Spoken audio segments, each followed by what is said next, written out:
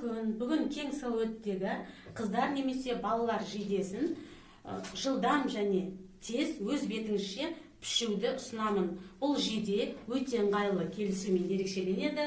Сіз бұл бұйымды күнделікті немесе мерекелік шараларға кие аласыз. Төрт бұрышты матаны 4 қабатта бүктеп дайындап алдық. Енді ары қарай менің әрекеттерімді қайталап пішіңіз.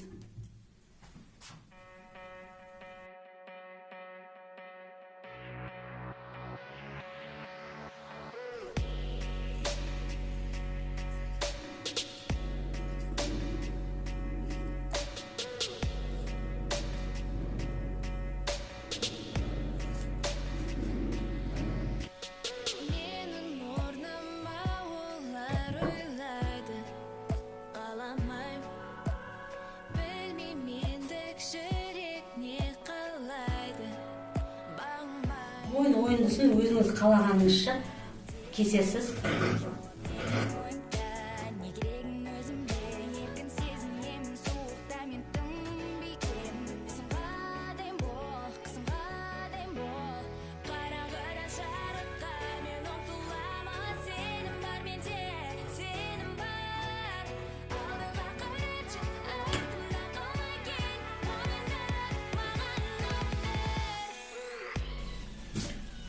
Одан кейін біз бұйымызды ашып, бір-біріне беттестіреміз.